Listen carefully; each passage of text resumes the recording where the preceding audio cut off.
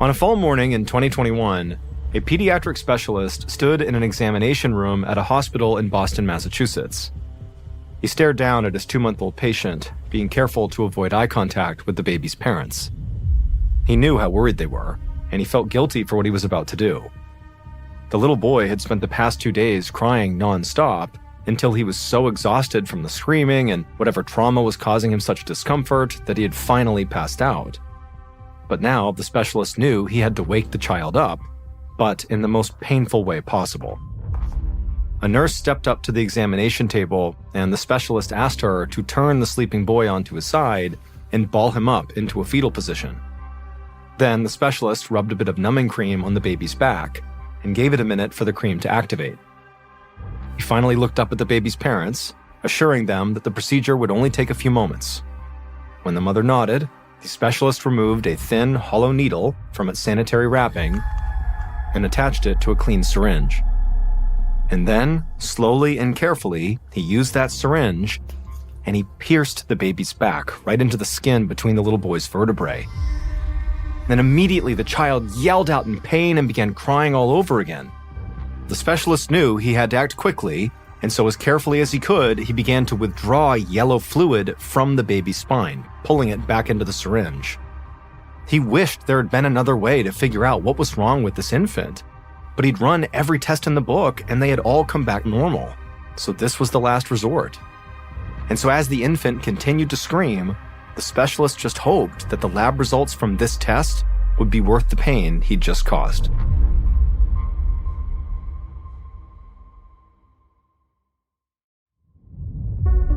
From Ballen Studios and Wondery, I'm Mr. Ballen, and this is Mr. Ballen's Medical Mysteries, where every week we will explore a new, baffling mystery originating from the one place we all can't escape, our own bodies. So, if you like today's story, when you and the follow button are at the beach, tell them to bury themselves and promise you'll dig them up, but then just leave.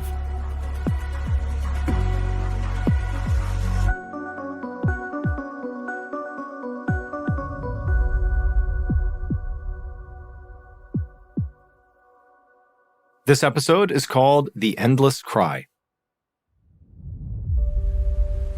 On a chilly fall afternoon in 2021, a woman named Ruth Jones pushed her grandson's stroller through the Boston Common, a beautiful city park in Boston, Massachusetts. Ruth beamed with pride as people leaned in to get a look at 8-week-old Tommy, who was cooing and gurgling in his stroller. This was one of Tommy's very first excursions outside of the house, and he was bundled up so much that he almost looked like a little burrito with big brown eyes, fascinated by the treetops overhead and all the new faces waving hello.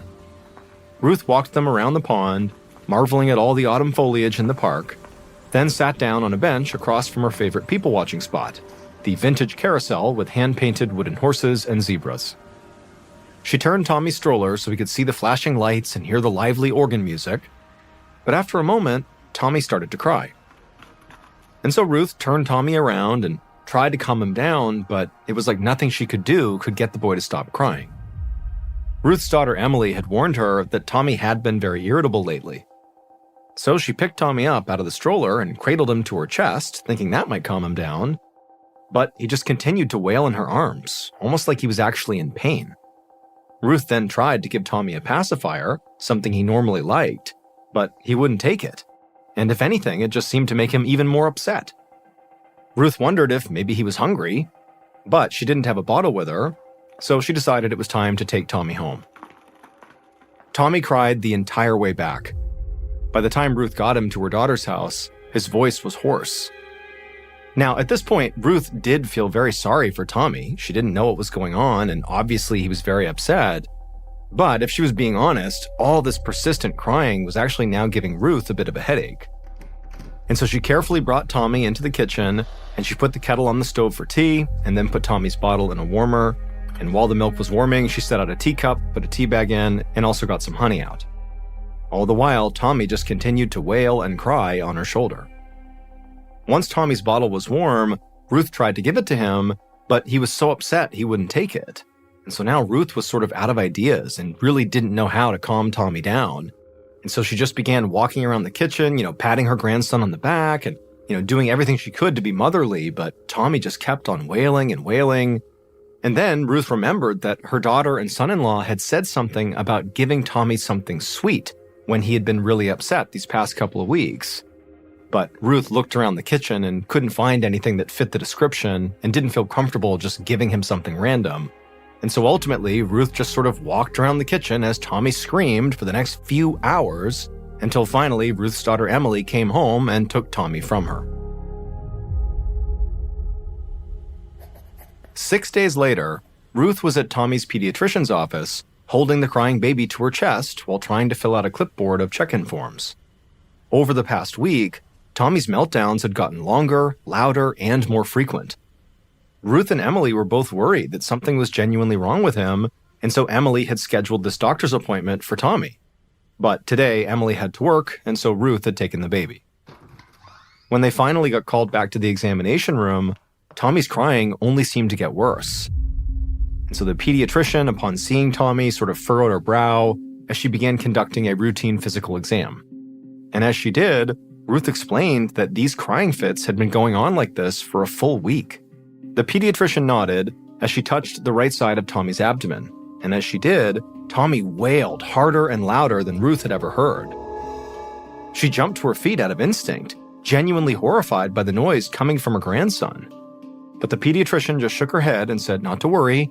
She now knew what the problem was. There was gas stuck in his tiny stomach. The pediatrician then showed Ruth some exercises to do on Tommy, and she literally began pedaling Tommy's legs and folding them up and down and rubbing his stomach to help him pass the gas. And as she did that, in demonstration for Ruth, it did seem like Tommy was calming down just a little bit. However, by the time Ruth and Tommy were back home again, Tommy was wailing all over again. And so Ruth carried him up to the nursery and ran him through all those exercises she had been shown on his changing table, and he did pass some gas and he did start to quiet down. And for a second, Ruth felt relieved, like they were onto something, that they had really figured out what was wrong here and they were slowly making it better. But the second she picked Tommy up again, he started to cry again. Ruth was at a loss. She just couldn't seem to keep him calm.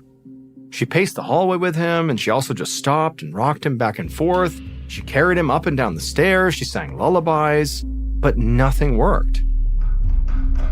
A few hours later, when Emily got home from work, Ruth almost cried with relief. She handed Tommy off to Emily the moment her daughter stepped through the door. Ruth was obviously still very concerned for Tommy, but she also desperately needed a break from the constant crying. It had just gotten worse all afternoon. I mean, his screaming was relentless. And now, as she walked outside down towards her car, she could still hear him crying in the house. And as Ruth drove back to her home, all she could think about is what's going on with Tommy. Half an hour later, back at Emily's house, Emily sat in the nursery with Tommy trying to feed him. Downstairs, she could hear her husband Dave in the kitchen making dinner. And even though Emily was hungry, she knew she had to give Tommy his own dinner before she could eat. And that was proving much more difficult than usual. Now, Tommy had always been a fussy baby, but nothing like the last week. The only time Emily noticed her son seemed even remotely calmed down and happy was when he was nursing, or when they dabbed a trace of honey on his pacifier and actually got him to use it.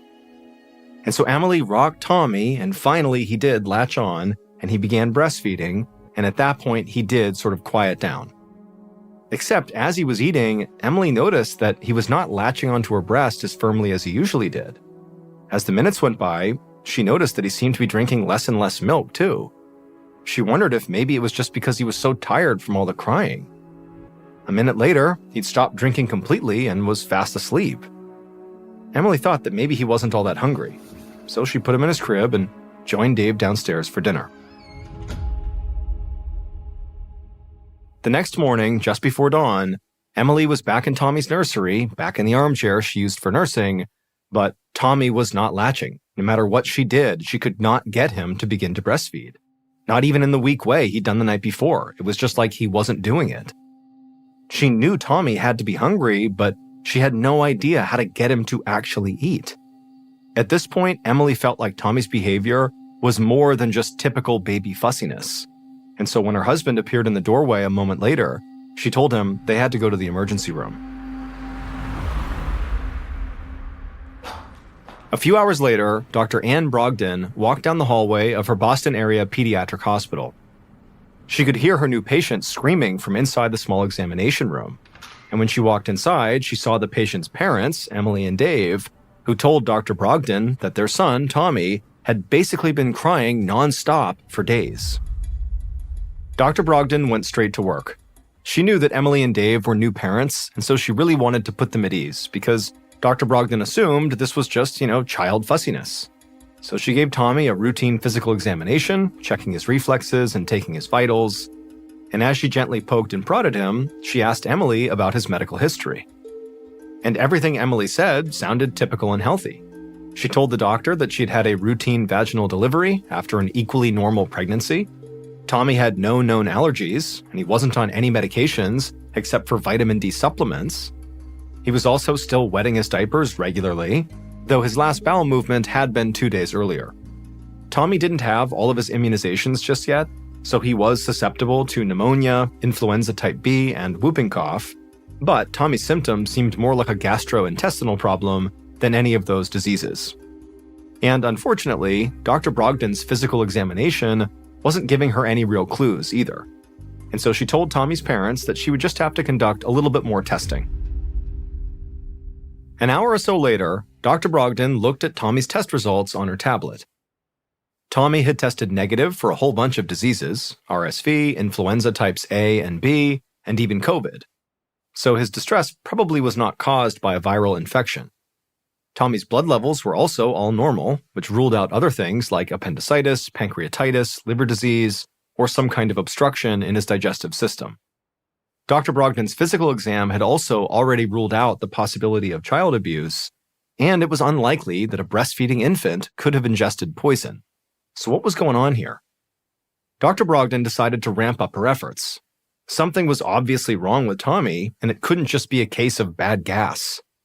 So she ordered a urinalysis, an ultrasound of his abdomen, and an X-ray of his chest. She hoped one of those more advanced tests might finally solve the mystery around what was going on with Tommy. When Dr. Brogdon opened the door to Tommy's room an hour later, the sound of his wailing immediately filled the hallway. And inside the room, Emily was pacing back and forth with Tommy in her arms as his screams echoed off the walls. Emily and Dave looked utterly miserable, totally sleep-deprived and confused and nervous, and unfortunately, Dr. Brogdon didn't have anything really positive to say, which only made it that much harder to deliver the news. She still didn't know what was wrong with their son. His chest X-ray came back normal, his ultrasound and urinalysis were also normal, and yet he was still crying. Emily and Dave were heartbroken. They couldn't believe that nobody knew what to do here. But Dr. Brogdon promised them she was doing everything she could to help, and then she told Emily and Dave that she was going to admit Tommy to the hospital.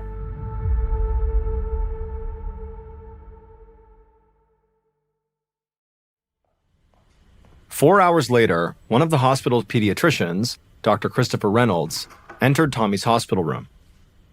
He'd read in the clinical notes that Tommy had been crying for days, so he was surprised to find that the room was actually silent when he walked in. Emily and Dave were inside the room sitting on the bed. Dave was holding Tommy, who was nearly asleep. After more than 6 hours of uninterrupted crying, it seemed like the little boy had finally tired himself out. Dr. Reynolds hoped that was a good sign. The doctor introduced himself and reached for the baby to do a physical exam. He'd already scanned Tommy's case file and knew that despite crying for days, Tommy was mentally alert. But when Dr. Reynolds took Tommy and fully woke him up and tried to get his attention, he noticed that Tommy did not seem to focus on him. At first, he wondered if maybe it was because the boy was just so sleepy, but the more he examined the child, the more he began to realize that Tommy seemed to have no energy at all, and his reflexes were quite slow. It was like his reactions were on a time delay. Dr. Reynolds knew Tommy had to be tired, but this was something else. Dr. Reynolds immediately ordered an MRI to see if there was something wrong with the child's internal organs. And fortunately, that scan showed no abnormalities, but it meant Dr. Reynolds had to order more testing to figure out what was actually going on here. He told Emily and Dave that he wanted to test Tommy's next stool sample. And in the meantime, he also wanted to perform a lumbar puncture, or spinal tap, just to make sure that Tommy was not suffering from an infection in his brain or spinal cord. The spinal tap procedure did not take very long, but Dr. Reynolds knew it was very difficult for Emily and Dave to watch.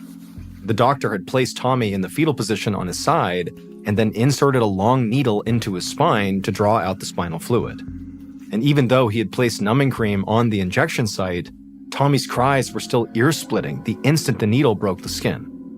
Thankfully, it was all over in just a few minutes. Once Dr. Reynolds had the spinal fluid sample, he sent it for testing right away. And this time, Dr. Reynolds did get a useful clue. The spinal fluid analysis showed an elevated protein count, which could mean Tommy's body was working overtime to fight off some kind of infection. But since they had already ruled out a lot of the more common infections, Dr. Reynolds was now worried that Tommy might have meningitis, or inflammation in the brain. Bacterial meningitis, especially in children, is extremely dangerous. It can cause long-term problems with seizures, brain damage. It can even be fatal.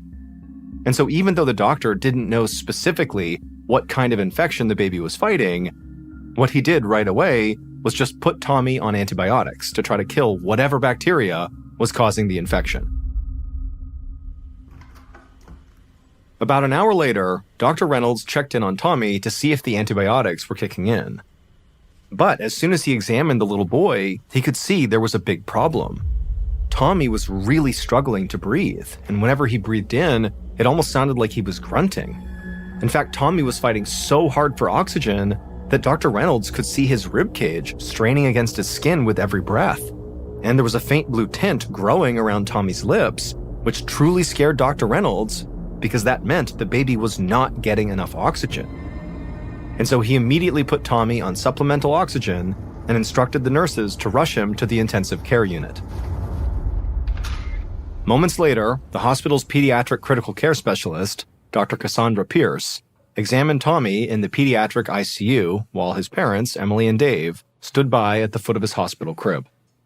Dr. Pierce thought Tommy's cry was more weak and pained, and in fact, it sounded more like a snore than a wail, like it was taking everything out of him just to make a sound. To Dr. Pierce, that was a sign of an airway obstruction. So she turned Tommy onto his back, and when she did, she noticed his eyelids were drooping and his head sort of bobbed strangely up and down on his neck. Dr. Pierce knew she had to act quickly, and so she called for an intubation kit, and right away a nurse came back with one. Then Dr. Pierce took the hollow tube and slid it down Tommy's throat past his vocal cords, all the while Tommy was jerking in discomfort trying to pull away. But once the tube was all the way in and Tommy stopped thrashing, Dr. Pierce hooked it up to a ventilator, a machine that would now breathe for Tommy, so his body could rest and get the oxygen it desperately needed. But even as the child's chest began to rise and fall in a steadier pattern, Dr. Pierce knew Tommy's lungs were still at risk to collapse. But just then, the heart rate monitor by Tommy's bedside began beeping. Tommy's heart began beating much faster than normal. Then another monitor began going off, signaling that Tommy's blood pressure was rising too. It was like his entire body was panicking, even though he was lying there quietly. Thinking fast, Dr. Pierce turned to the nurse and asked her to start Tommy on continuous infusions of opioids and drugs called benzodiazepines, which would hopefully get his body to relax and relieve his pain until she could figure out what was going on. Also, Dr. Reynolds administered Tommy a sedative and lower dose painkiller. An hour later, Dr. Reynolds was leaning over Tommy, testing his reflexes, and they remained very weak. In fact, overall, Tommy was just growing weaker by the minute. Further analysis had been conducted on Tommy's spinal fluid, and it had come back negative for meningitis. On the one hand, Dr. Reynolds and the rest of the medical team were relieved that the boy did not have meningitis. But on the other hand, at this point, they still just didn't have a diagnosis for Tommy, which was making caring for him nearly impossible. It's like in some ways, just having a diagnosis, even a bad one, would sort of be an improvement. They'd at least have the ability to try to treat something. But without a diagnosis, they were just sort of left scratching their heads. Dr. Reynolds went back to Tommy's medical history and looked for anything that somebody might have missed. But there was nothing that stood out. The child had no neurological deficits, he had no swelling in his heart or lungs, there were no gastrointestinal issues or urinary issues. On paper, Tommy should be fine. And yet, he continued to get sicker. In fact, he was now developing something called hypotonia, or severe muscle weakness. Something was clearly slowly paralyzing Tommy. But when Dr. Reynolds reviewed Tommy's brain scan, it showed nothing abnormal, which meant that whatever was weakening his muscles probably wasn't affecting his brain or spinal cord. Now, Dr. Reynolds knew he could diagnose Tommy with something called spinal muscular atrophy, a degenerative motor neuron disease that weakens the muscles closest to the center of the body. That would explain Tommy's overall weakness, his drooping eyelids, and his inability to latch when his mother tried to breastfeed him. It was also one of the more common genetic disorders in young kids. But deep down, Dr. Reynolds knew that diagnosis did not explain all of Tommy's symptoms, including the high protein levels in Tommy's spinal cord fluid. Then he thought Tommy's high protein levels and growing muscle weakness could be a sign of Guillain-Barré syndrome, a condition caused when the immune system attacks the nervous system and weakens the muscles. But Dr. Reynolds knew that syndrome was very rare in babies. Dr. Reynolds paced the hallway outside of Tommy's room, trying to think if there was anything he hadn't thought of or some question he hadn't asked. And then he realized there actually was one question he had not personally asked the parents yet. And so he dashed back down the hallway to Tommy's room, he went inside, and he asked Emily and Dave, who were at their son's bedside, what had they fed their son in the past few weeks? Now, keep in mind, Tommy was breastfed, and so the assumption was he only got milk. But Dr. Reynolds was wondering if maybe this child had eaten something other than milk. But Emily looked up at Dr. Reynolds and just told the doctor that, yeah, Tommy is breastfed and he's only had her milk. Dr. Reynolds felt defeated. For a second, he felt like maybe he had just solved what Tommy's issues were. Maybe it was coming from eating something that was not his mother's milk. However, just then, Tommy's father, Dave, added that on occasion, when Tommy would not take his pacifier, they would sweeten it with a drop of honey. Suddenly, it all made sense, and Dr. Reynolds knew what was wrong with Tommy. But it was a terrible diagnosis, and there was no time to waste. Tommy needed emergency treatment right away, even before the diagnosis was confirmed. The second Dave had said they fed their baby honey on occasion, Dr. Reynolds realized that Tommy had something called botulism. Botulism is a rare but serious illness caused by a bacterial toxin that attacks the nervous system. As the disease progresses, it causes difficulty breathing, muscle paralysis, and sometimes even death. Adults can typically fight off botulism, but babies, like Tommy, are not capable of overcoming the bacteria that spreads it. About 90% of untreated infant botulism cases are fatal. While botulism is rare, the bacteria that causes it is not. In fact, it's found in many kitchens, often hiding in an unlikely place: honey. Honey is a natural sweetener, but it should never be given to babies under the age of 1 for this reason. Unfortunately, Dave and Emily didn't know this, and when they dipped Tommy's pacifier in honey to sweeten it, they had unknowingly made their baby very sick. Dr. Reynolds sent Tommy's stool sample out for testing, knowing that it would take 6 days for the results to come back. But he was so sure about the botulism diagnosis that he just started Tommy on a special antitoxin treatment right away. Over the next 10 days, Tommy slowly regained movement in his arms and legs, and his botulism diagnosis was confirmed. It would still take another 20 days or so before he was well enough to be discharged from the hospital, and then once he was discharged, he had to spend 8 more days at a rehab facility. However, at the end of it all, he would make a full recovery, and he is doing well today.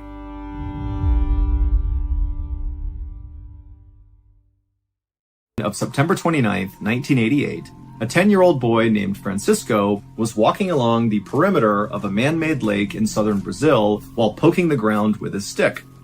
Francisco was doing one of his favorite after-school activities, which was looking for bugs. And this lake, which was a part of the Billings Reservoir in the Brazilian state of Sao Paulo, was his favorite place to do that.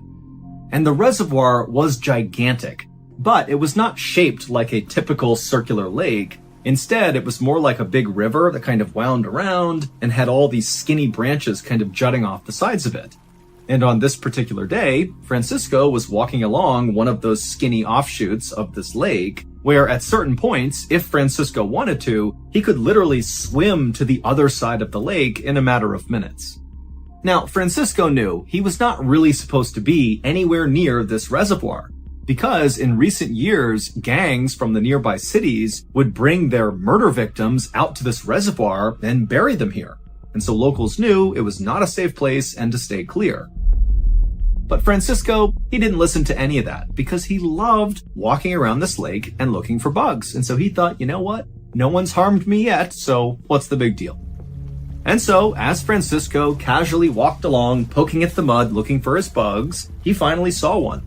It was a huge water scorpion, almost 2 inches long, and so immediately Francisco, without taking his eyes off the bug, drops his backpack, grabs a clear container that he kept in the side pocket, he opened it up, he bent down, and he scooped up this water scorpion and capped it, and then he brought the container up and looked inside to kind of admire his new pet.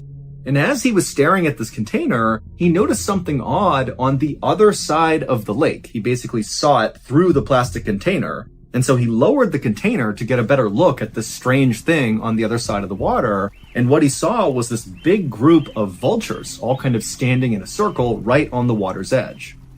And immediately, Francisco was way more interested in these vultures than in his bug, because vultures meant there had to be a dead thing nearby, because vultures are scavengers. And so whatever they were circled around was probably a dead animal. But Francisco, he looked around and realized there was no way to get to the other side of the water to see whatever this dead thing was unless he swam. And he knew if he went back home with soaking wet clothes, his mom would know he had snuck to the reservoir and he'd be in lots of trouble. And so, feeling really frustrated, Francisco just picked up a rock and chucked it to the other side, trying to splash the water near the vultures to get them to fly away so he could see the dead thing. But the first rock he threw did not really have an effect. The vultures just kind of turned around and looked at him and then went back to whatever was on the ground. And so Francisco gathered a big pile of like 25 rocks and began throwing them one after the other at these vultures. And finally, Francisco had caused enough chaos on the other side of the water that the vultures got upset and they took to the air and they flew away. And finally, Francisco got a clear view of the dead thing that was in the middle of the circle of vultures. Now, initially, Francisco thought this dead thing was going to be maybe a bird or some other small animal from the area, but when he got a good look at this dead thing from 30 feet away, it didn't look like either of those things. It didn't have fur, it didn't have feathers, it actually looked kind of pale, almost like a pig. But Francisco's thinking to himself, why would a pig be all the way out here? And then it slowly dawned on Francisco that what he was looking at was actually a dead person. Suddenly terrified, Francisco scooped up his things, turned around, and ran to the nearest village where he began screaming for help.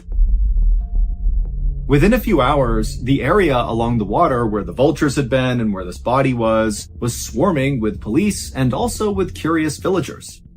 Normally, when a body was discovered in or near this reservoir, which unfortunately happened quite a bit because of all the recent gang violence, police would often break ranks from the investigation and walk over to the local onlookers and kind of fill them in and tell them, who this person was and what they think happened. But this time it was totally different. The police were totally secretive and it was really obvious.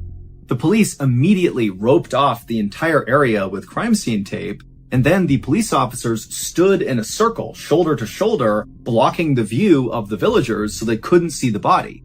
And then when villagers actually walked up to police and said, hey, can you tell us what's going on? The police would say they couldn't talk about it, and then they would tell the villagers to back up and stay away. Locals would stick around for a while, being treated this way the entire time by police, and then finally when the sun started to go down, and it was clear the police were very committed to hiding what was going on, whoever was still there finally just left, figuring when they got home, they could just turn on the news and see what had happened with this dead person. But when they got home and turned on their TV, there was not one news story about this body. And at a minimum, this story should have dominated local news, but it somehow was not being talked about. And then even stranger was the next morning when locals got up, they headed back to the reservoir to see what the police were up to. And when they got there, they found the police were gone, the body was gone, and there was absolutely no trace that anyone or anything had ever been there. It was like it had been totally sanitized.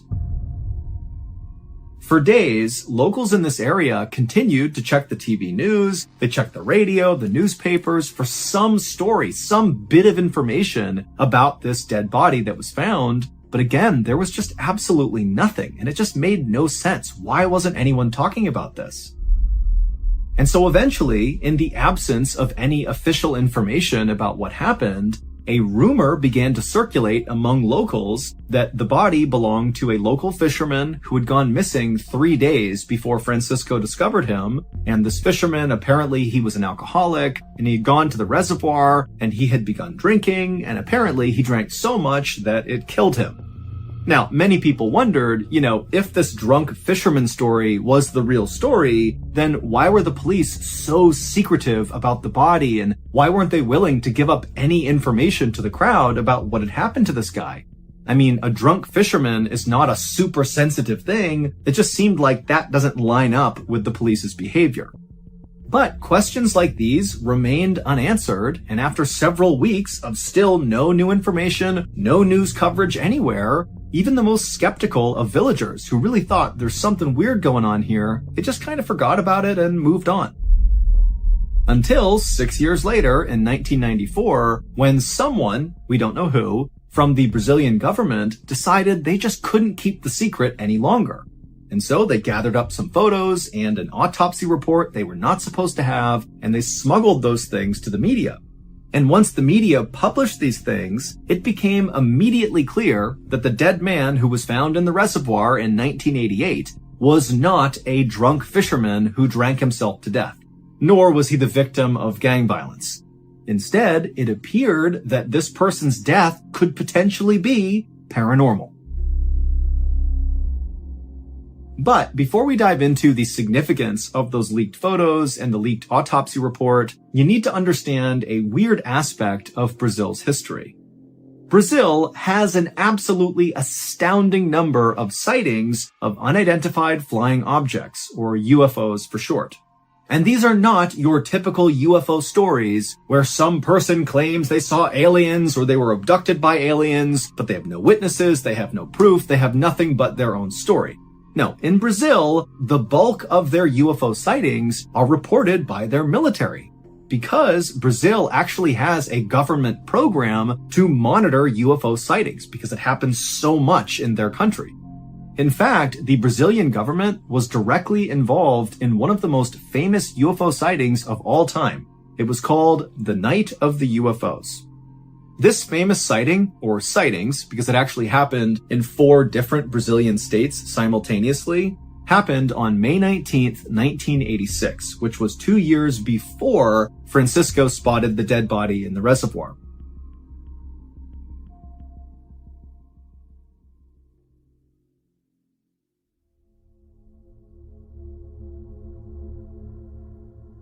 On that 1986 day, at around 8:15 p.m., an air traffic controller at an international airport in Sao Paulo noticed 3 red lights hovering over the airport, and so the controller called it in and asked, what are these things? But nobody knew.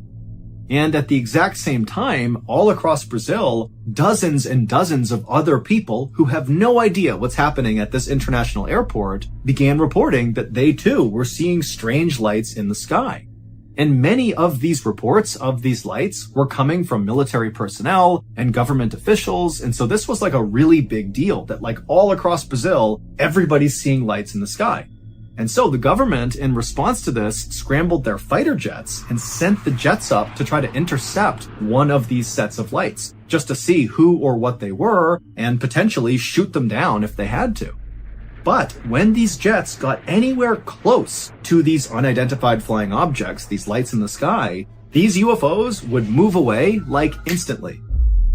One UFO was observed suddenly disappearing and then reappearing 20 miles away in just 5 seconds, which meant that UFO had to travel at least 5 times the speed of sound to cover that distance in such a short amount of time.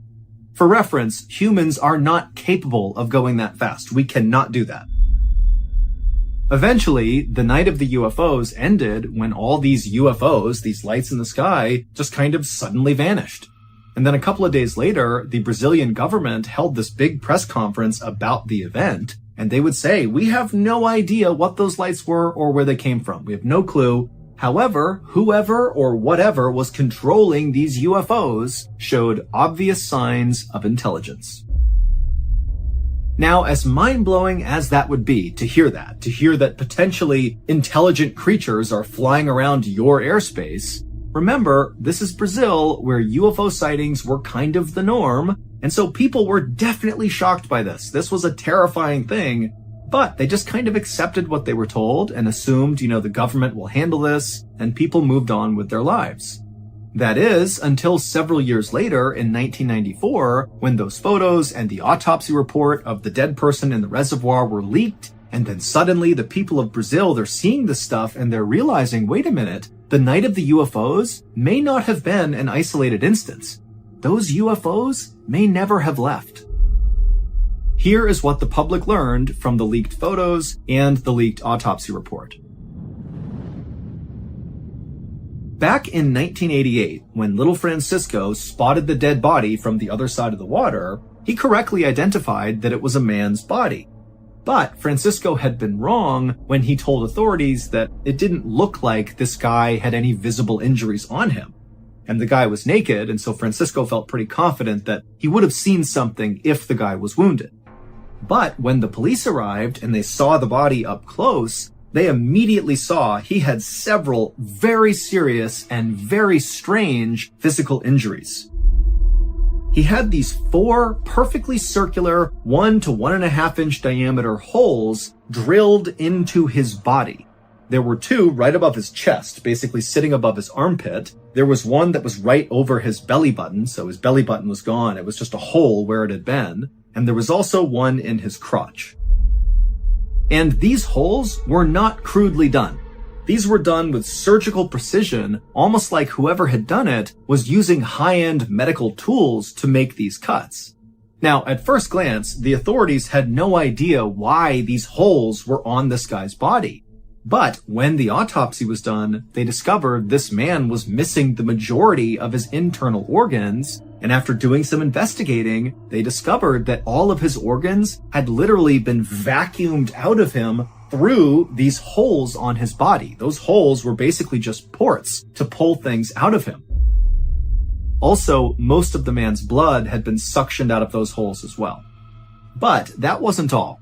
The man also had one of his ears removed, one of his eyes was removed, and the lower part of his face was also removed. And again, all of these cuts looked like they had been made with absolute surgical precision.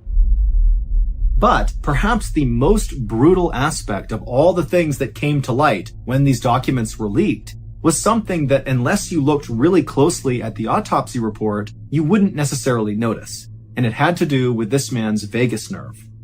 Your vagus nerve is something that controls part of your nervous system that's responsible for automatic functions like heart rate and digestion.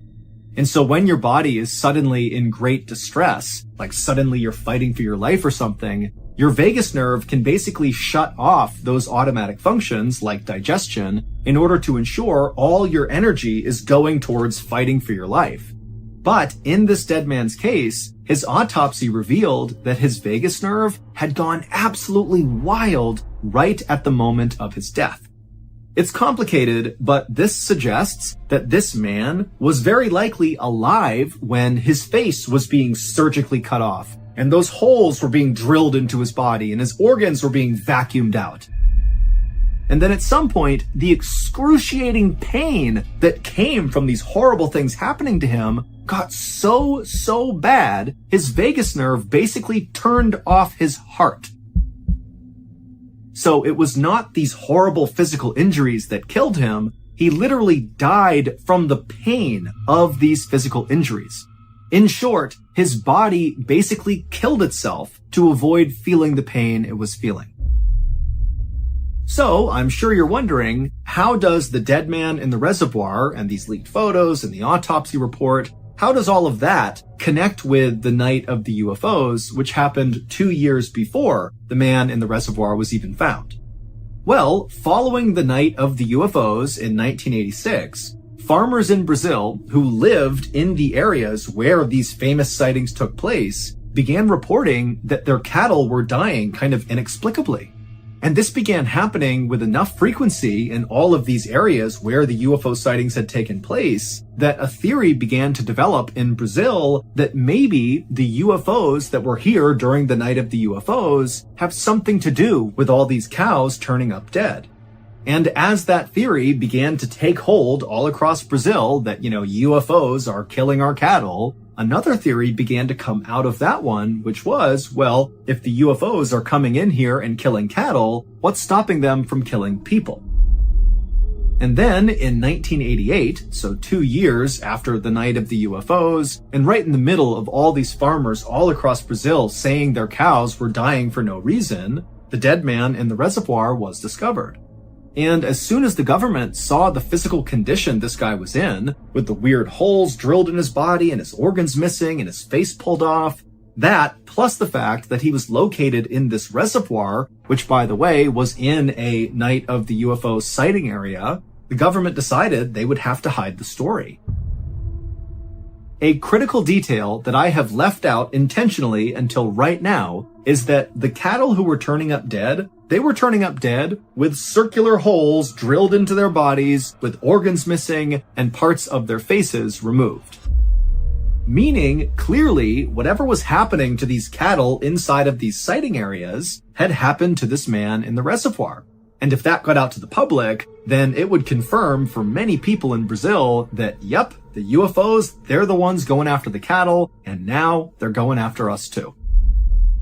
And so this was why the police were so secretive about the body and not letting anybody see it or learn anything about it. And it was also why no news was run anywhere in Brazil about the story. It's because the government was really trying to make sure it did not get out. And the government was able to keep it quiet until 1994 when those photos and the autopsy report were leaked. But like all things having to do with UFOs or aliens or paranormal stuff, it's like despite the evidence, those things very quickly are pushed into the kind of conspiracy theory bucket and they stay there. People do not want to touch that category. So even though Brazil remains an absolute hotbed for UFO sightings, Wikipedia even has a page dedicated just to tracking Brazilian UFO sightings. Despite all that, no one really cares. But if you care, there is an unbelievable amount of information online about what's going on in Brazil, and if nothing else, it is just a fascinating rabbit hole to fall into.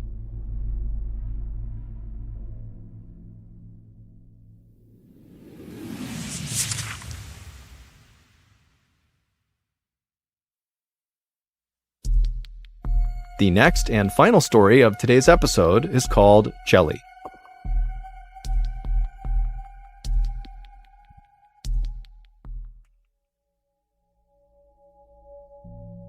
On the afternoon of June 6, 1980, a 56-year-old man named Zygmunt Adamski, who just went by Ziggy, was having a late lunch with his wife and his cousin inside of Ziggy's little brick house in the English village of Tingley.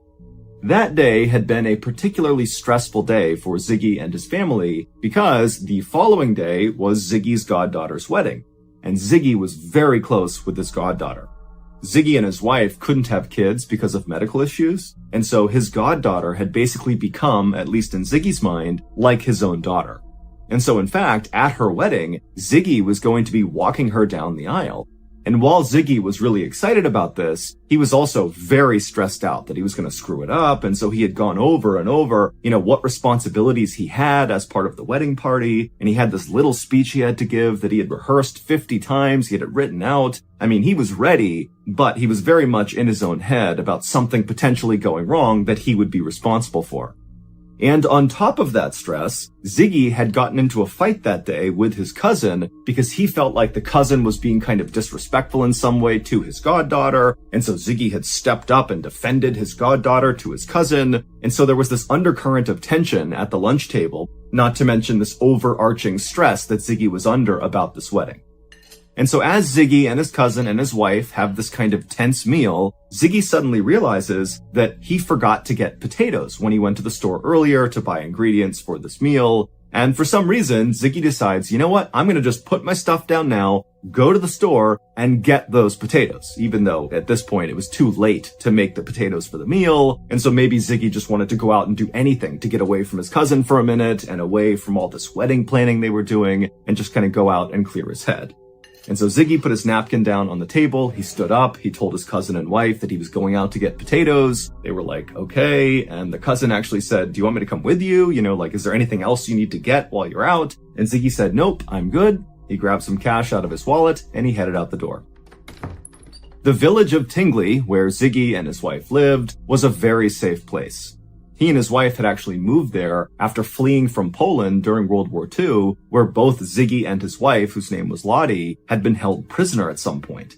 And so after all this trauma of being held prisoner and having to flee their home country, they had looked for the safest, best place to kind of resettle and stay for good, and Tingley was it, and they loved it.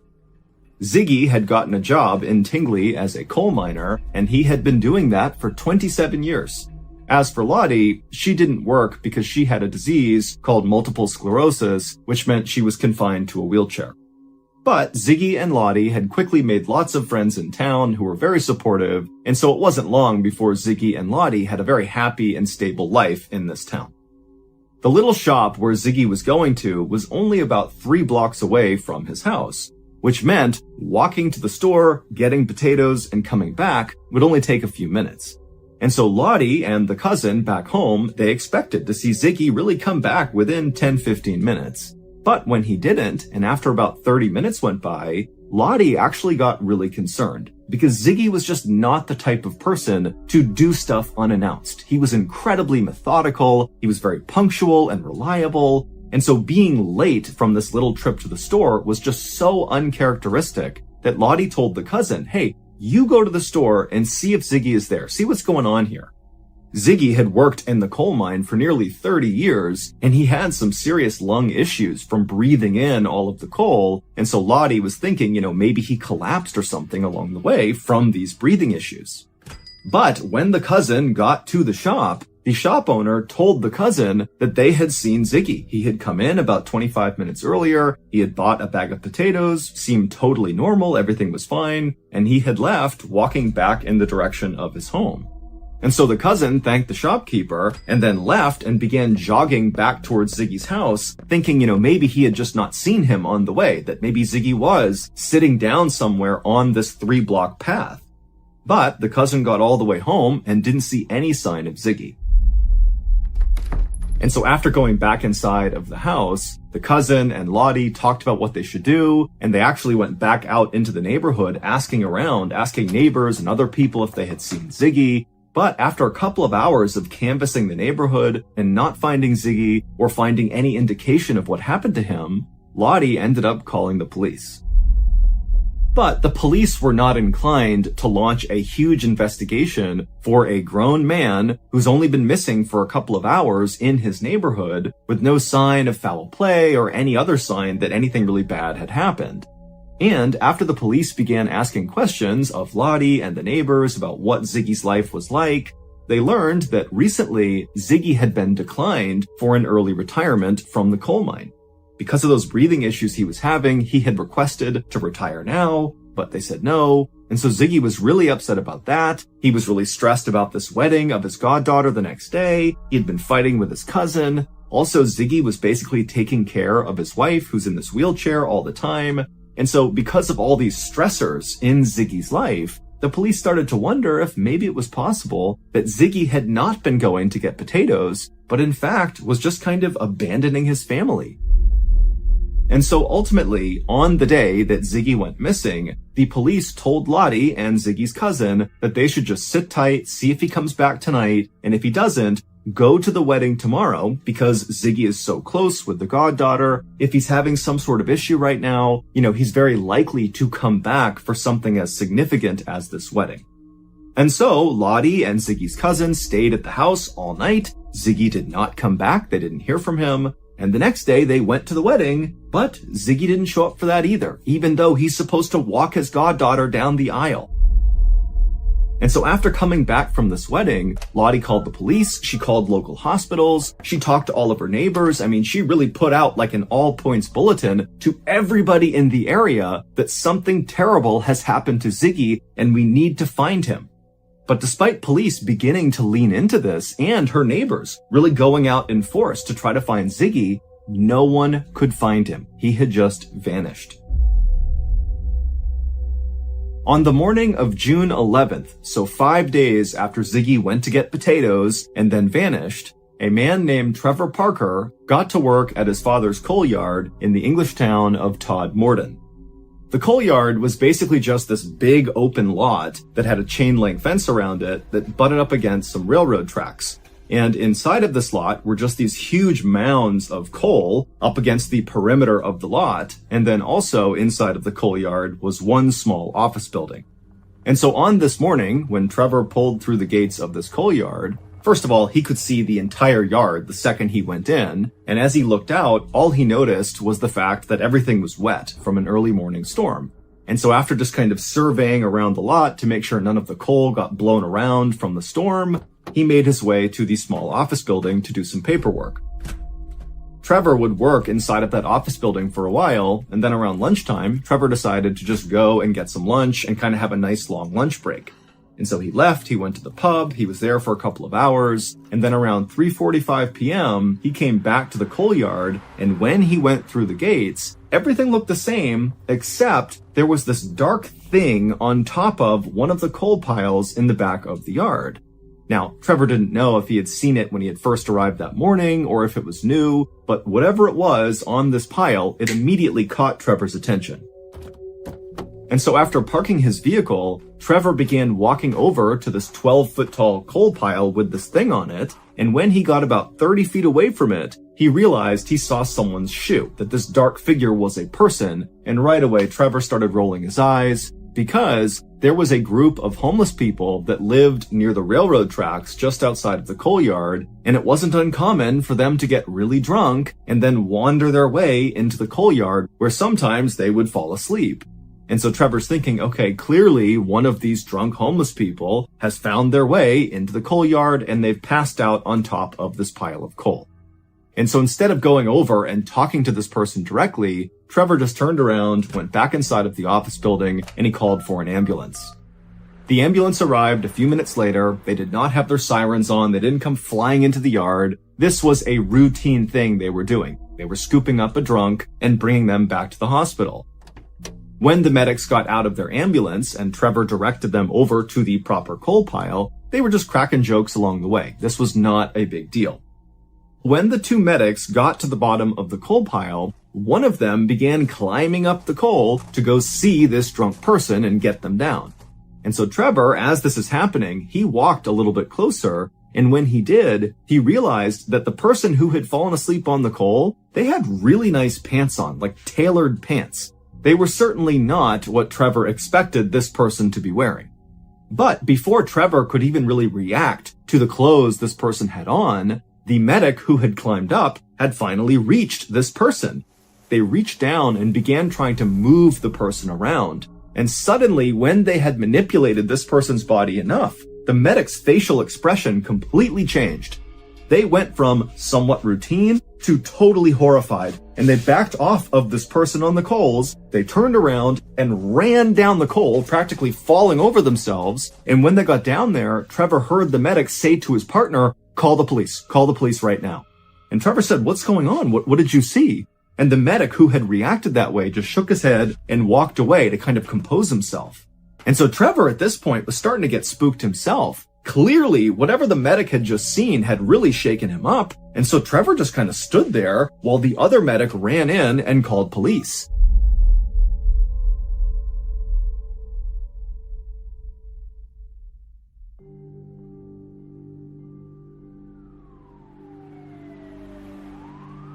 And then a few minutes later, a police car came flying into the coal yard, and an officer named Alan Godfrey, along with his partner, got out of the car, and right away, the medic, who had gone to the top of the pile and been freaked out by what he saw, walked over with a very ashen face, and he told Alan Godfrey that something was terribly wrong with the person on top of this pile. And so Alan, not really sure what to expect, walked over with his partner to this coal pile, and with the medics and Trevor standing back, Alan, on his own, climbed up the coal, and he looked down at this person. And what Alan saw was a man lying on his stomach wearing a beautiful three-piece brown suit, and Alan immediately noticed that there was absolutely no soot from the coal that this guy was laying on his suit, even though Alan, just to get up here, had basically covered himself in black soot. And so he was wondering, how did this guy get up here and not get covered in soot? It didn't make any sense. Also, Alan noticed that this guy's hair looked totally bizarre. It looked like someone had given him like a really bad haircut with dull scissors, like they just grabbed tufts of his hair and kind of chopped randomly. I mean, his hair was kind of all over the place. There were bald spots. And then as Alan looked from this guy's hair down, he noticed almost hidden in his hairline was this fairly deep wound in the back of his neck that was still bleeding. But there was this weird green jelly-like substance very obviously placed over this wound. And Alan had no idea what this substance was. But as weird as all that was, that didn't explain why the first medic had basically completely panicked and run away. When Alan tried to roll this guy over onto his back to try to wake him up and see if he was okay, he rolled him over, and Alan got a look at this guy's face. And immediately Alan let go of him and kind of had to step back for a second, because the guy's face was contorted in this frozen look of absolute terror. His jaw was open so wide, it was almost like his lower jaw was dislocated, and his teeth were baring, and his eyes were bulging out of his head. And so Alan quickly realized that obviously this was not just some drunk homeless person who passed out here. This was a dead person, and whatever happened to them must have been unbelievably terrifying to leave someone looking like that in their death pose. It would turn out this deceased man in the coal yard was Ziggy Adamski. But this did not solve the mystery of what happened to Ziggy 5 days earlier. In fact, his discovery really only created more questions. This town where this coal yard was, Todmorden, was located 25 miles away from where Ziggy lived. And as far as anyone knew, Ziggy didn't know anybody in Todmorden. So there was no reason for him to be there. And number two, when he had left to go get potatoes, he had been on foot. So did he walk 25 miles to this random town? Also, assuming he did just walk to this coal yard is a big, wide open lot that if you were standing anywhere near it, even outside the fence, you could look in and basically see the entire place. So it just seemed really unlikely that Ziggy could just walk into this very public open space and get to the top of one of these coal piles without somebody noticing him. Whether that was Trevor or one of the other employees that were there, or one of the truck drivers that were in and out of there all the time, all day doing deliveries, or the homeless people who were near the railroad tracks, or the people who rode the trains that passed by there every single day. I mean, there are a lot of eyes on this coal yard, but nobody saw Ziggy. It was like he just kind of appeared at the top of this pile. And again, even if Ziggy had managed to slip in and sneak to the top of this pile, why didn't he have soot from the coal all over his clothes?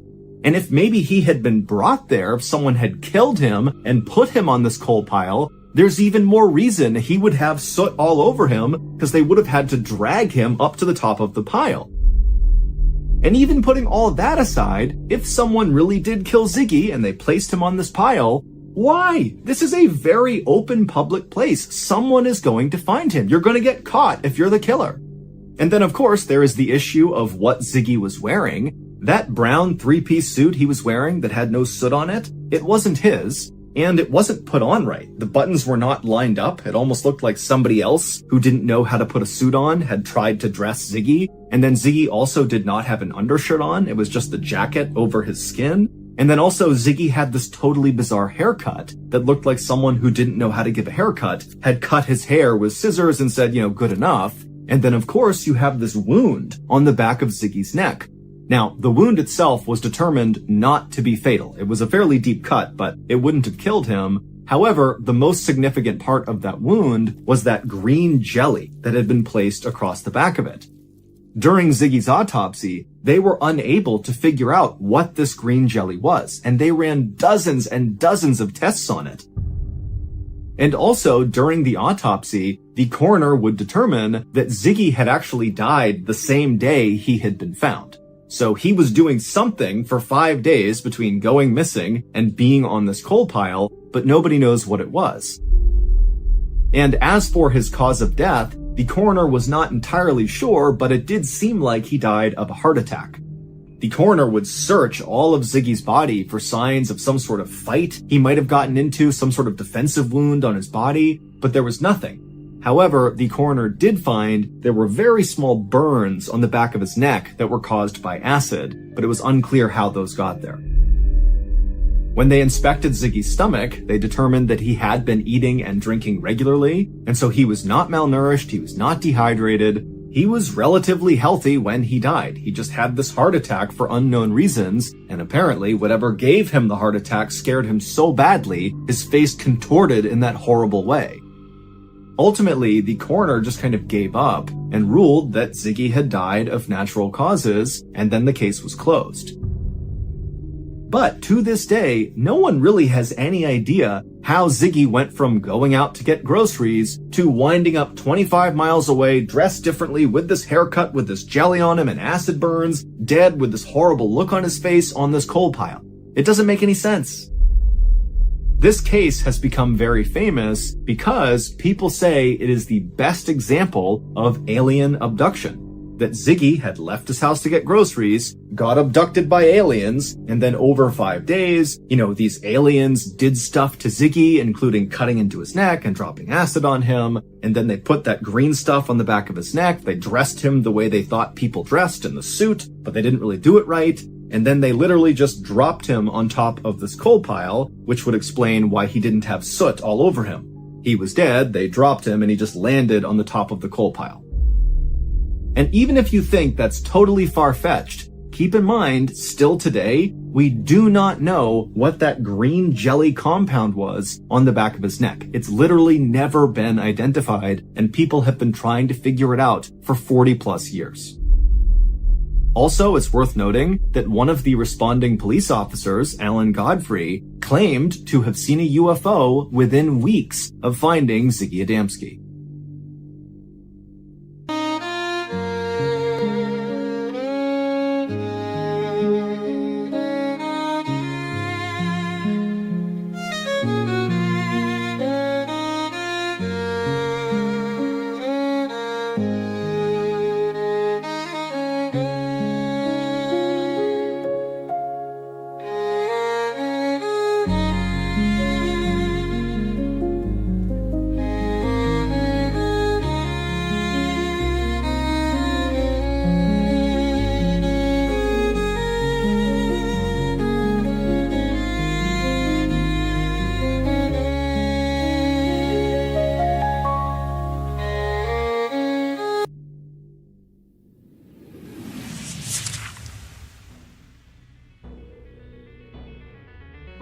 Thank you for listening to the MrBallen Podcast. If you enjoyed today's stories and you're looking for more bone-chilling content, be sure to check out all of our studio's podcasts, Mr. Ballen's Medical Mysteries, Bedtime Stories, and Runfool.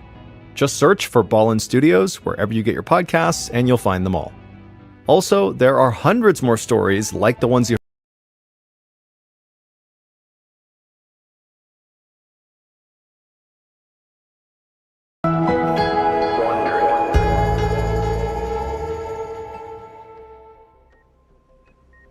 In the late summer of 2012, a 55-year-old man lay in a hospital bed surrounded by his loved ones. The man was at a skilled nursing facility, recovering from a bad fall that had nearly killed him. Thankfully, now he was on the mend and things were looking good. But today, as the man looked around at the familiar faces of the people gathered by his bed, his eyes suddenly filled with terror. None of them were supposed to be here. The man squeezed his eyes shut in fear, and when he opened them a few seconds later, he breathed a sigh of relief. The friends and family were gone, and he was.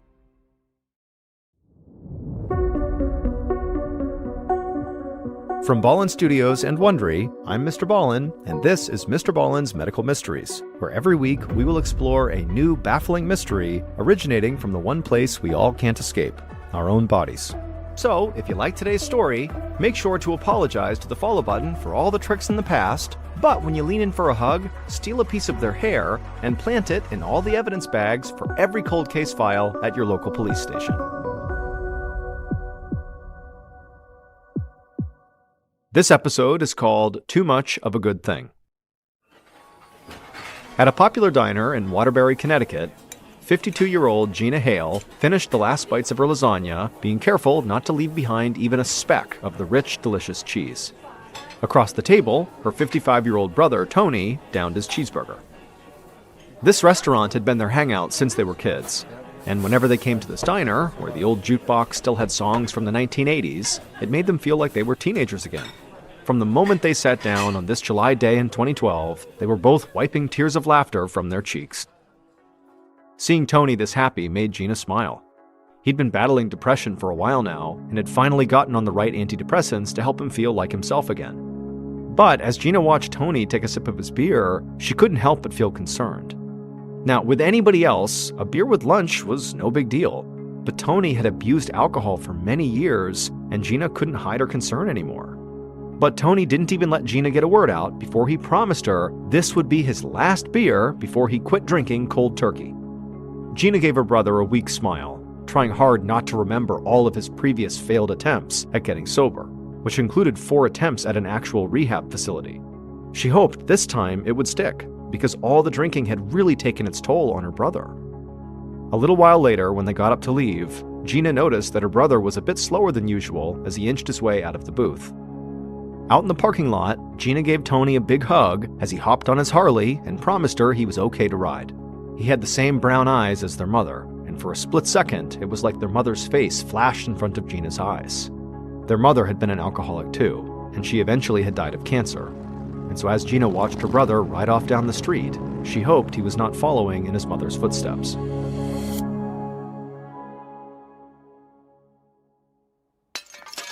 Three weeks later, Gina broke a pane of glass at the back of her brother's house, then pried open the window and climbed inside. Gina hadn't heard from Tony in a few days. After their lunch they had together, he'd quit drinking cold turkey just as he'd promised. But it had not gone well. He'd been overcome by a condition called delirium tremens, which is when the body starts to shut down from alcohol withdrawal. Tony had been forced to spend an entire week in the hospital to recover, but he'd gotten through the worst of it, and Gina had hoped that this time he'd be able to stay sober. But now, it was clear something was wrong. Gina didn't know if Tony had gone into withdrawal again or maybe fallen off the wagon. But either way, he never just went radio silent like this. And now, looking around at the inside of his house, Gina knew it was bad. She crept through the rooms, calling her brother's name over and over, but there was no response. The unventilated house felt like an oven. As she wiped the sweat from her face, she looked at the dirty dishes and the overflowing garbage in the kitchen. She hadn't heard from Tony in days, and now, finding his home in this condition, she just couldn't stop the panic rising in her chest. Just then, a yellow streak flashed past her and she jumped. Her brother's tabby cat was suddenly at her feet, brushing up against her legs and yowling for attention. Gina could see that the cat's food dish was empty, and so she wondered why Tony hadn't fed his cat. As Gina was about to feed the cat just took off running down the hall and disappeared through the open door to the basement. Gina followed the cat down the hall, she turned to go down the stairs, she flipped on the basement light, and immediately she stopped. That's when she found her brother. Tony lay crumpled in a motionless heap down on the basement floor. Gina ran down the stairs to his side, and she could immediately tell he was badly hurt. His hair was matted with blood, his skin was a yellowish gray, and he had dark bruises all over his legs. Tony looked like he'd been lying there for a while, maybe even days. Gina pulled out her cell phone and dialed 911. After she described what was going on, the dispatcher asked if Tony was breathing. Gina shakily replied that she couldn't tell. But just then, Tony's mouth opened and he began to cough. And as he gasped for air, his cracked, dry lips tried to form words. Gina begged the dispatcher to send help right away. After hanging up with the dispatcher, Gina took her brother's hand and leaned in close to hear what he was trying to say. But she couldn't make it out. He was just babbling something. And soon, his mysterious whispers were drowned out by the sounds of the ambulance pulling into the driveway.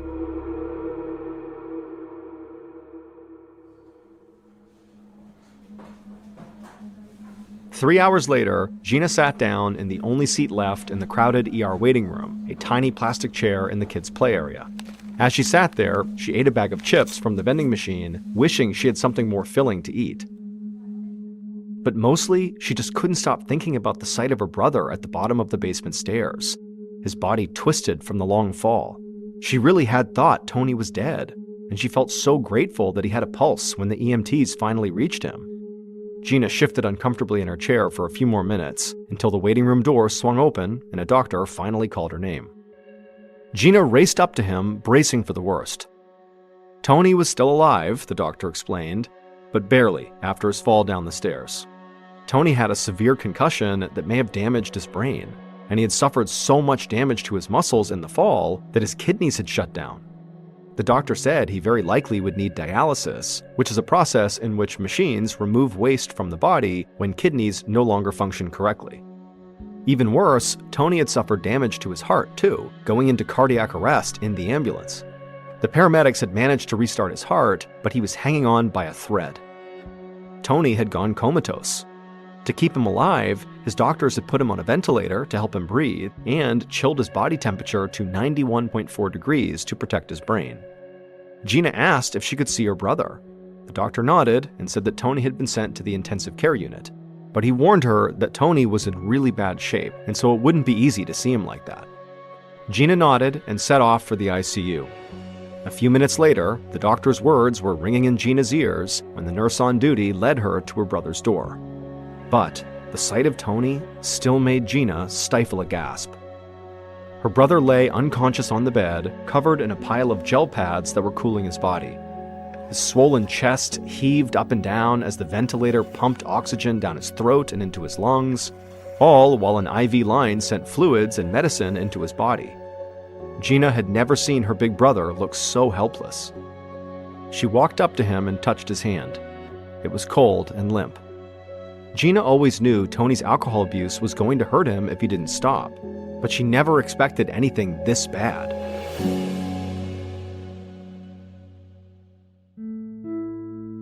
Five weeks later, Gina stepped into Tony's hospital room carrying an almost empty donut box. Tony had spent 3 weeks in the ICU and then 2 more weeks in a regular hospital room. And as those 5 weeks had passed, Gina had gotten to know every staff member in the wing. And she'd brought them donuts because today was a special day. Tony was finally well enough to move out of the hospital and into a skilled nursing facility. Tony's room was quiet now that many of the monitors and tubes had been disconnected, but he was still bedbound. He needed dialysis 3 times a week while doctors kept trying to save his kidneys, and the ventilator that had been breathing for him was now replaced by a hole in his throat with a tube sticking out, so oxygen could go straight to his lungs. Tony couldn't speak at all because of this tube, but through it all, he was somehow managing to hold up okay emotionally. Gina was genuinely impressed by his determination to get better. Gina sat down next to Tony's bed, looked into his eyes, and took his hand. It was warm and pink, and with great effort, he managed to give her a corny, exaggerated thumbs up. She knew instantly her brother was joking with her. Tony often mocked other people who gave the thumbs up gesture. Gina laughed and gave it right back to him. That was the brother she remembered and loved.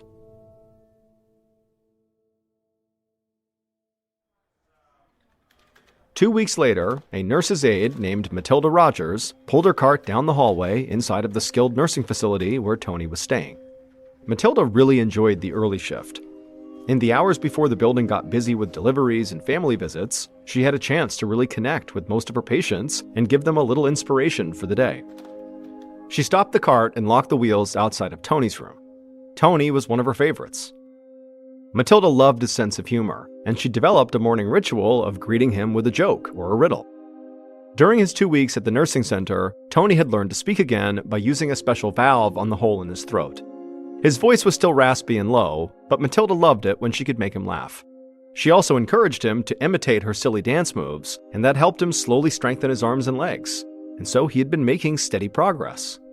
But when Matilda stepped into Tony's room, armed with a new joke she'd gotten from her 11-year-old niece, Tony sat stone-faced and silent in the corner. Matilda instantly knew he was not in the mood for jokes this morning. Tony didn't say a word as she crushed his meds into a fine powder and administered them through his feeding tube. When she was done, she washed her hands and asked permission to sit in his guest chair so they could talk. He nodded, so she took a seat and then tried her joke, but Tony didn't respond. She asked if there was something going on that maybe he wanted to share, and eventually, Tony's eyes began to well up, and he would tell her something very strange. He told her in his slow, raspy voice that people from his past had been visiting him in his room.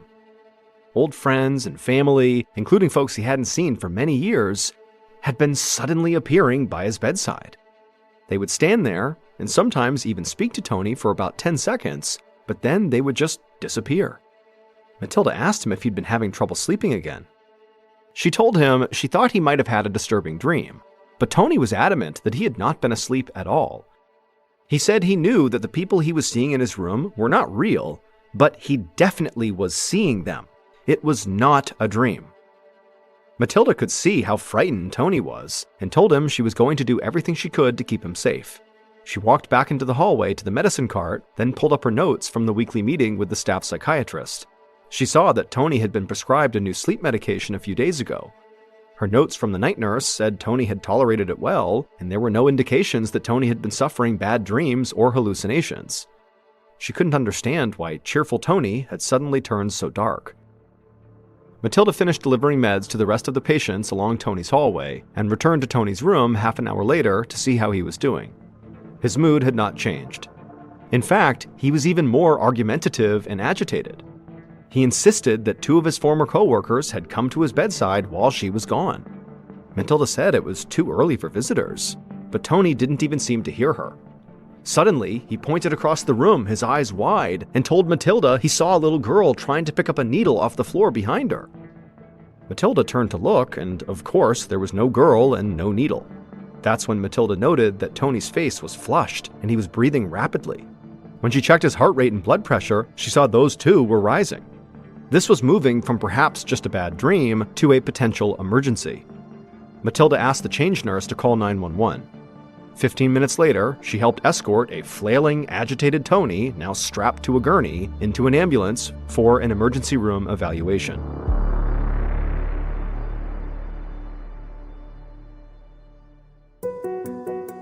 Dr. Mary Shaughnessy was on duty in the ER when paramedics wheeled in a thrashing, confused Tony.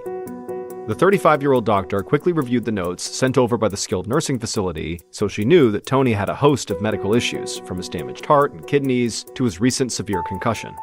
But the first place she looked for a clue about Tony's erratic behavior was the extensive list of medications he was taking. Dr. Shaughnessy noticed that he'd been taking an antidepressant for a few years, so that was nothing new. Many alcoholics suffer from depression, which is part of the reason they drink to excess. But the psychiatrist at the nursing facility had added a sleeping medication called Ambien just 4 days earlier. Dr. Shaughnessy knew that Ambien can actually cause delirium in some people, even at seemingly normal doses. Maybe that's what was going on with Tony. Dr. Shaughnessy called a psychiatrist to review Tony's blood work, and they agreed that the Ambien could be responsible for Tony's hallucinations. So they took Ambien off of Tony's medication list and sent him back to the nursing facility with a prescription for a different kind of sleep medication. 2 days later, when nurse's aide, Matilda Rogers, parked her medicine cart in front of Tony's room, she was hopeful that Tony was back to his upbeat, positive self. So she walked into Tony's room wearing a big smile, but she found him flopping and rolling around on the floor, gasping and yelling through the speaking valve on his throat. He was clearly having some kind of a seizure, and so Matilda immediately pressed the emergency call button. Matilda managed to get Tony to stop thrashing and tried to calm him down. Through his garbled cries, she could make out that he was clearly terrified that someone was coming to get him. He claimed that smoke was coming through the walls, and his wide eyes scanned the room constantly, looking for some unseen menace. A moment later, 2 staffers raced into the room to help get Tony back onto his bed, followed by the doctor who was on duty. Clearly, something dangerous was going on in Tony's head, and they needed to find out what it was immediately. The doctor asked Matilda to call for an ambulance to take Tony right back to the emergency room. 3 hours later, Dr. Shaughnessy reviewed Tony's lab results on a monitor next to his bed inside of the ER. Tony's sister, Gina, paced back and forth beside her. Gina had made it clear to Dr. Shaughnessy that she was not leaving until someone could explain to her what was going on with her brother. Dr. Shaughnessy wished she knew. Seeing Tony being wheeled back in from the nursing center 48 hours after she had discharged him was discouraging. It meant that her first guess must have been wrong. Maybe the Ambien sleeping pills were not causing Tony's problems after all.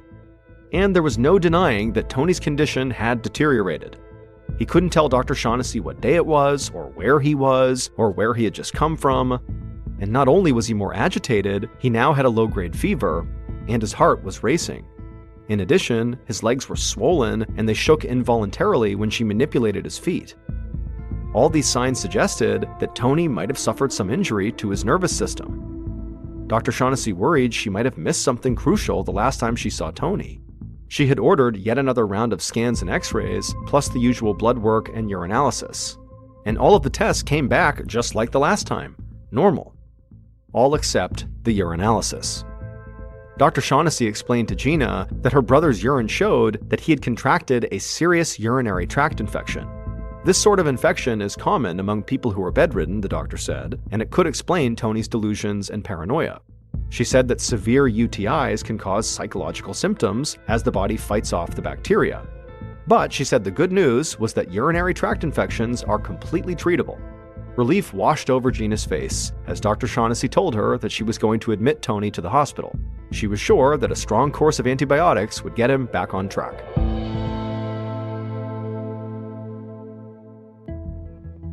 Two days later, an attending physician named Lucinda Bragg made her way to Tony's hospital room as she did rounds with her staff.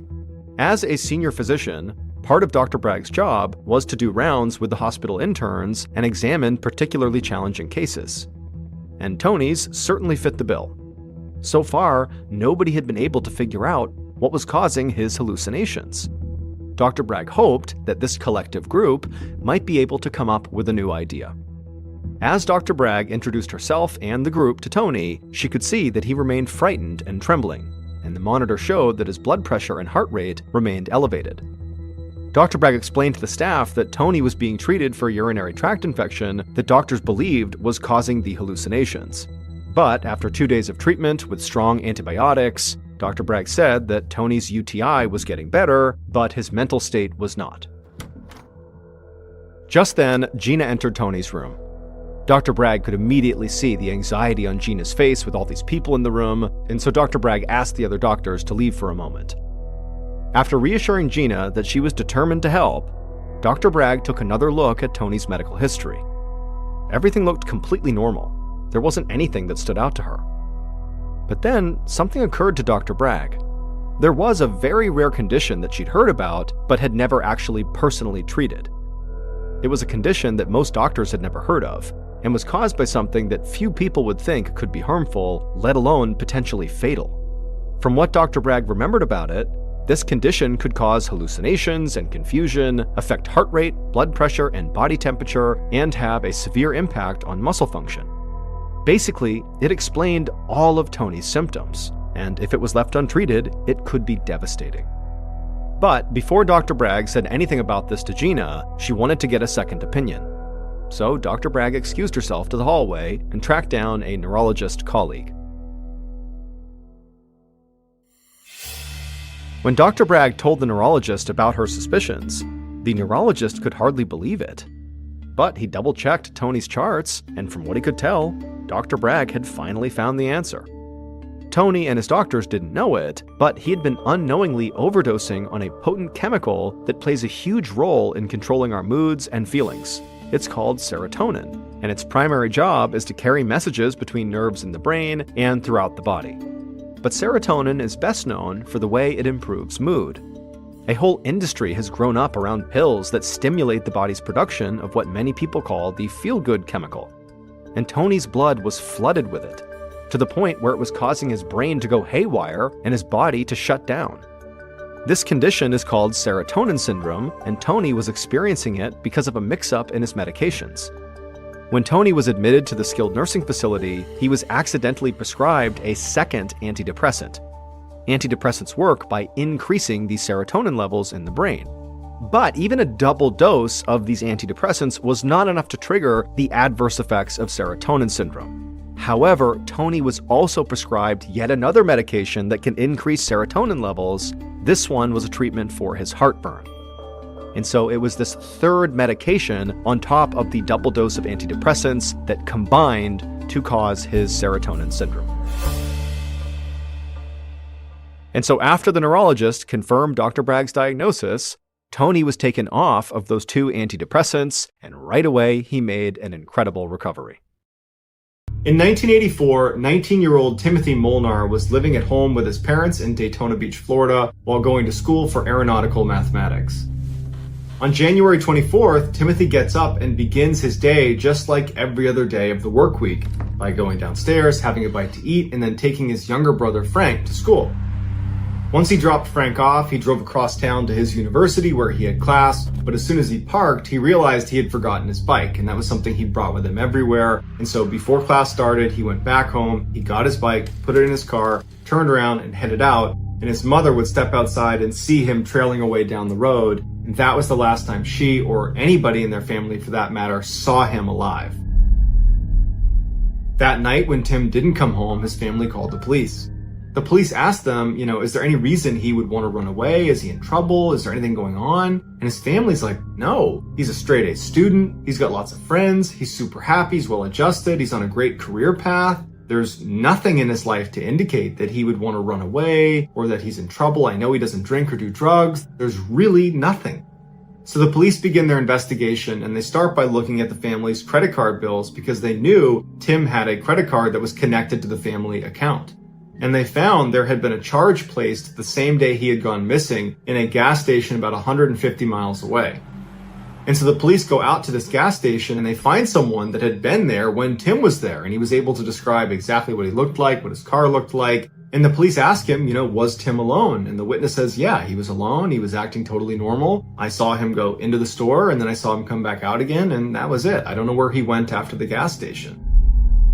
So for the next couple of days, nothing really happened. There were no leads to operate on, and Tim wasn't getting in touch with them, so they just waited. Then on January 30th, so about a week after Tim has gone missing, Tim's family receives a letter from an auto impound company in Atlanta, Georgia. And the letter basically says, there is a car that's sitting in our lot that is registered to your house. You need to come out here and get it. And so the family goes to Atlanta, Georgia to inspect the car, and they walk up to it and there's nothing suspicious about it. There's no scratches on it. The tires are all fully inflated. They look inside and there's no sign of a struggle. There's no blood. There's no debris of any kind. But what they would find inside the car were Tim's credit cards, his wallet, his license, and other items suggesting that perhaps Tim is trying to ditch his old identity and start a new one. They also noticed a few very expensive items that they knew were always in his car were now missing. His car stereo, his toolbox, and his bike.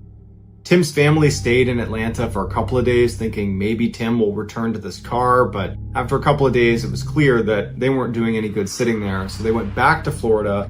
When they got back, they looked inside of Tim's room a little bit more closely and they discovered that none of his clothes had been taken. There was no suitcase taken. It was like he left with just the clothes on his back. They also checked his savings account and he had taken all the money out but left $10 in there. And the family believed that by leaving that $10, what he was really saying is, I'm going to come back someday. But he didn't come back, and they never ever heard about him again. It was like he just vanished.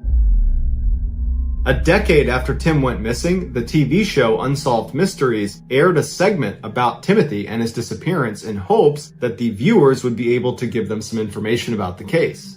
And sure enough, a man named Stephen Cull, who was living in Wisconsin, called into the show and said, without a doubt, I know where Timothy is. He told them this story about how 10 years earlier he was walking around this forested area in Wisconsin when he came to a clearing in the middle of this forest, and he saw this lump in the middle of the ground. And he didn't know what it was. It was wintertime, so he couldn't tell if it was wood or an animal. And he walked up to it and he looked down and he realized it was this huge block of ice. And when he brushed the snow off the top, he couldn't believe what he was seeing. Inside of this huge block of ice is the dead body of a young man. Call would immediately call the police, who would show up. They would get the body out of the ice, but there was no identifying information on him, and he was very badly decomposed at this point, and so they had no way to identify him, and so he was buried and he was unclaimed. But from the second Steve saw that dead body in the ice, that image was seared into his mind. And so when the TV show Unsolved Mysteries put a picture of Tim up on the screen saying, "If you've seen this guy, let us know," Steven's like, "Oh my gosh, I recognize those clothes. That's the guy who was dead in the ice block." And so the police go to Wisconsin, they dig up the body that was inside of the ice, they do a DNA test, and sure enough, it's Tim Molnar. Even though Tim's body was almost completely skeletonized at this point, the coroner said there's no sign of trauma to his body. None. However, they weren't able to determine a cause of death. To this day, we have no idea how or why Tim wound up 1,200 miles away, frozen inside of a block of ice.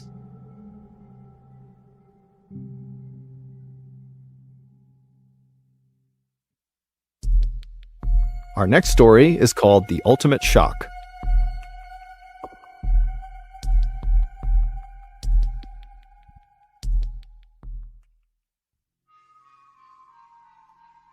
One morning in early June of 2011, in the Russian city of Kazan, a 49-year-old Russian woman named Fagiliu Mukhamatsonov woke up feeling nauseous. Fagiliu had recently had some health problems, and her doctors had told her that she really needed to take it easy, don't do anything that really stressed her out or made her mad, basically just relax. And so, on that morning, this is exactly what Fagiliu decided to do. Instead of pushing through her nausea to go to work anyways that day, she decided she would call out from work and stay home and have some tea and try to just feel better. But a little while later, when Fagiliu was in the kitchen making tea, her husband, Fagili, he came in and asked her how she was doing, and she said, "You know what? I actually feel worse. My nausea has gotten worse, my chest hurts, and I'm starting to sweat. I'm gonna go lie down in the bedroom." But as Fagiliu walked across the kitchen to go lay down, her chest suddenly tightened tenfold, and she collapsed to the ground unconscious. Fagili rushed over to her and tried to wake her up, and when he couldn't, he rushed to the phone and dialed 112, which is Russia's emergency line, and he called for an ambulance. And then when the ambulance arrived, Fagiliu was not breathing. And by the time they got her to the hospital, she was declared dead. She had died from a heart attack. Fagili, who had been married to Fagiliu, his wife, for almost 30 years, was absolutely heartbroken, but he and his wife's religion encouraged people to have funerals within 24 hours of a loved one passing away. And so despite the fact that Fagili was basically despondent from all his grief, he pretty much immediately began calling relatives and friends and making preparations for Fagiliu's funeral, which would take place the next day. The next morning, Fagili woke up and put on his best suit, and then he joined his and his wife's family and friends at the funeral home for Fagiliu's funeral. When Fagili walked inside of the funeral home, he saw there were all these wooden chairs facing forward towards the front of the room, and at the front of the room, up on a table, was his wife's coffin, which was open and surrounded by all the flowers that Fagili had barely been able to buy with the little bit of money that he and his wife had. Fagili slowly made his way down the middle of the room to his wife's coffin, and the other people that were there saw him coming and got out of the way in respect to, the husband of the deceased. And so Fagili, he walks up and he looks down at his wife, who again, it's open casket so he can see her, and he was struck by her appearance. She just did not look right. Now, Fagili did not have enough money to embalm his wife, which means to preserve a dead body and make it look like it's very lifelike. And so instead, the people who worked in this funeral home had just applied heavy makeup to Fagiliu's face to try to make her appear more lifelike, but it really hadn't worked. To Fagili, it didn't even look like his wife. After all, Fagiliou never even wore makeup, and so to see her with heavy eyeliner and bright red lipstick was just totally bizarre. Behind Fagiliou's relatives were all assembled in the first row, beginning their prayers for the dead. And so Fagili, after taking a few more looks at his wife, he stepped back and joined the first row. And so as Fagili was standing there holding his mother's and brother's hand, he closed his eyes and did his best to focus on the words of the prayer, instead of on the grief he was feeling for his wife. And as he was doing that, his mother, who was on his right side, suddenly broke from the words of the prayer and let out this strange crying sound. And Fagili, he opened his eyes and looked over at his mother, expecting her to be collapsed on the ground from all the grief she was experiencing. But instead, he saw his mother was trembling and looking straight ahead. And so Fagili followed her gaze, and what he saw at the front of the room made Fagili want to faint.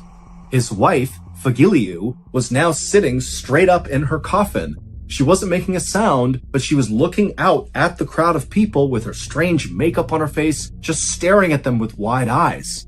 And for a second, everybody in the funeral home noticed this and went totally quiet, and both Fagiliou and the mourners just stared at each other. And then Fagiliou began screaming, but at first it was like she couldn't make any sound, and it was this raspy, dry yell that was coming out of her mouth, but then it built and built until it was sort of like a bellow or a roar. And when this loud, deep, guttural sound began coming out of Fagiliou's mouth, the mourners in the room began screaming too. And suddenly, it was absolute chaos inside of this building. As funeral workers rushed to call emergency services, not knowing what else to do, Fagili, who also had been screaming after seeing his wife arise from the dead, he kind of snapped out of it and ran to his wife, and he embraced her. And when he did, Fagiliou went from screaming to silent. And she looked up at her husband with wide, scared eyes and began crying, and then she slumped forward into Fagili's arms. At this point, Fagili's family and Fagiliou's family saw what was happening, and they kind of snapped out of it too, and they rushed forward, and they helped Fagili lift Fagiliou out of her coffin, and they laid her down on the ground. And even though she wasn't moving, her eyes were open, and she was looking up at her family, just absolutely terrified, with all her makeup running from her tears. And then 12 minutes later, when Fagiliou finally was rushed to the hospital, she was declared dead again. It would turn out that when Fagiliou collapsed on her kitchen floor, she really did have a heart attack, but it didn't kill her. She was just unconscious, and her breathing was very shallow, and she wasn't moving, and nobody noticed. And so when Fagiliou kind of came to and woke up inside of her coffin at her funeral, she likely was okay, all things considered. She was, healthy enough to be alive. But when she looked around the room and saw she was at her own funeral and sitting in her coffin, the stress of that moment had given her another heart attack. And this one had been fatal.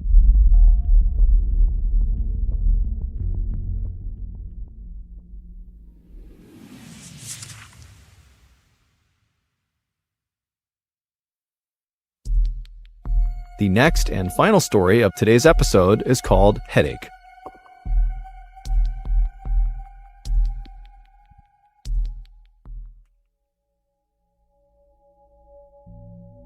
On the afternoon of May 25th, 2017, 42-year-old Nicole Gordon was laying on her couch in her home in Atlanta, Georgia, with an ice pack on her head. She had a blinding headache, one of the worst headaches she had ever had, and she was just unable to do anything else but lay on the couch.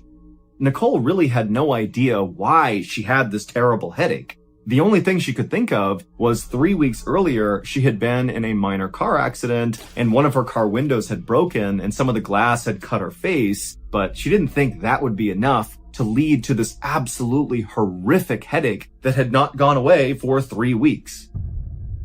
But Nicole was a very tough woman, and even though she had thought about going to the hospital over these past 3 weeks to deal with whatever was causing this headache, she had told herself that, it's gotta be something minor, I just need to kind of tough it out here.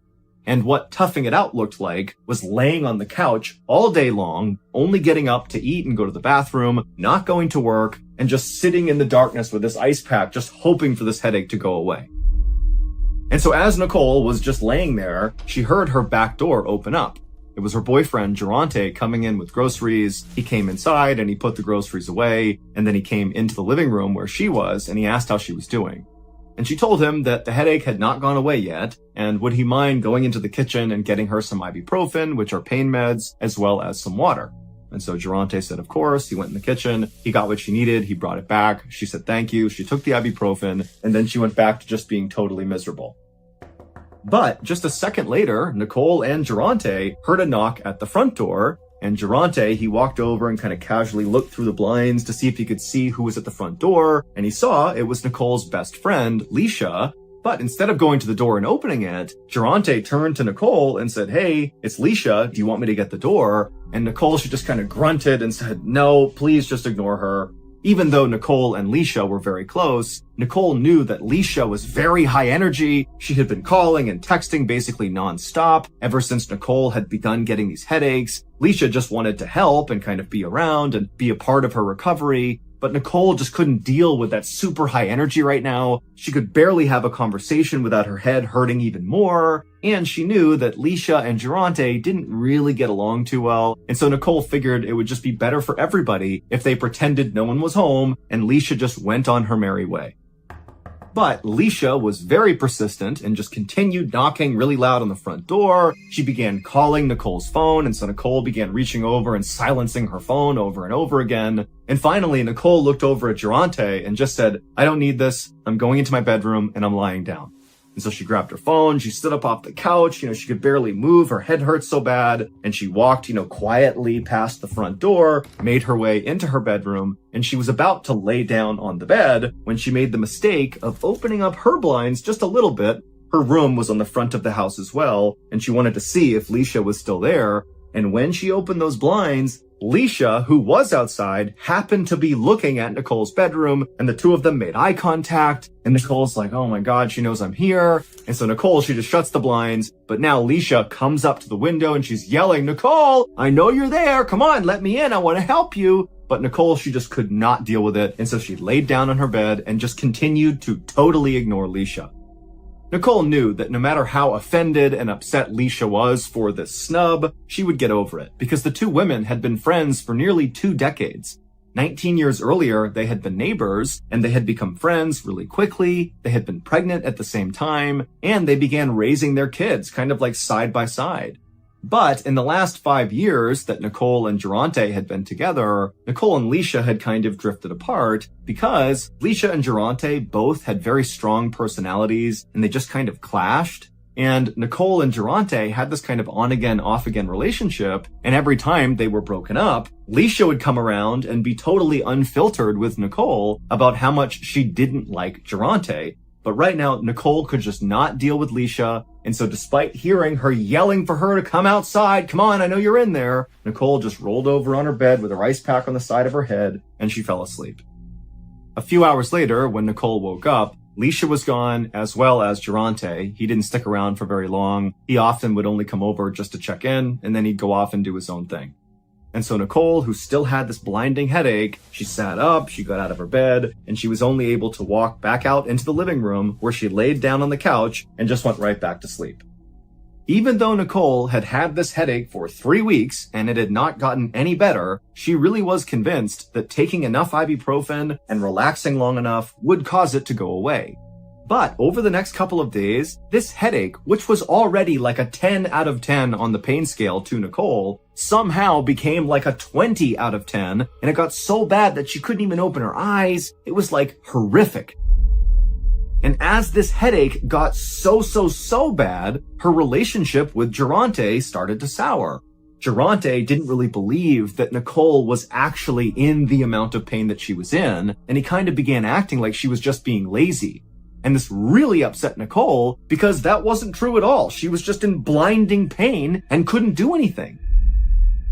Finally, in late June, so 5 weeks after Nicole's headaches had begun, and at this point, her headache had still not gone away, she was laying on the couch, like always, with the lights off, she's got the ice pack on her head, and she's just trying to get through the day when she hears the back door open, and it's Durante, and he comes in, he slams the back door, he doesn't even say hello, and he just storms into the living room and just looks down at her with a totally disapproving look. And Nicole, she kind of looked over at him, and when she saw that look on his face, she had just had it, and she said, you know what? We're done. And immediately, Durante got so mad, and he's like, how dare you? I've been taking care of you for the past 5 weeks, bringing you groceries, this and that. And Nicole, she had no energy to fight with him, and so she just let him rant and rave until finally he was done, and he walked out, and she was like, thank goodness. A few days later, on June 25th, Leisha was back at Nicole's house, knocking on the door. Nicole had actually texted her to let her know that she had officially ended things with Durante, and so feel free to come over. There's not going to be any drama with him being here. And so Leisha had come back over. She was very excited to see Nicole and kind of get over the snafu of her being ignored. And when she knocked, Nicole did go up to the door and she opened it up. And Leisha, as soon as she saw Nicole, this is like the first time she's seeing her since Nicole's headaches had really begun, she knew something was definitely wrong with Nicole. Her entire apartment is totally dark, all the windows are covered up, and Nicole is squinting out at Leisha and beckoning her to come inside. And Leisha's like, oh my gosh, like how bad is this headache? And Nicole could barely make a sentence, and she just said, oh, it's so bad, it's so bad.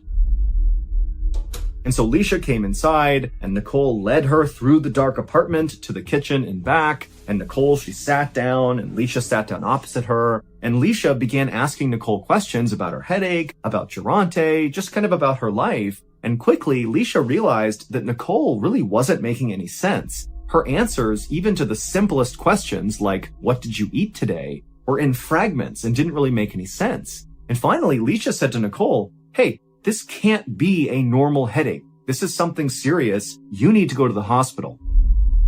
And at this point, even though Nicole had been trying so hard to just kind of white knuckle her way through whatever was going on in hopes it would go away, she was starting to realize that there was something wrong here and she needed help from a doctor. And so Nicole agreed to go.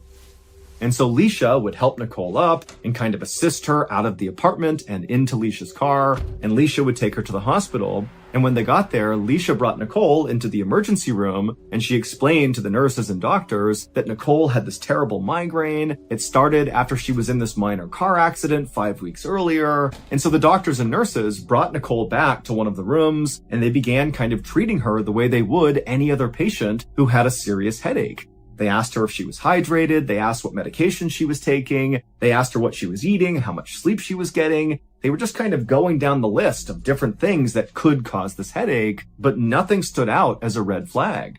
Even the fact that she had been in this minor car accident and had some cuts on her face from the glass, that really wasn't enough for them to think, oh yeah, that would cause 5 weeks of a persistent migraine-like headache.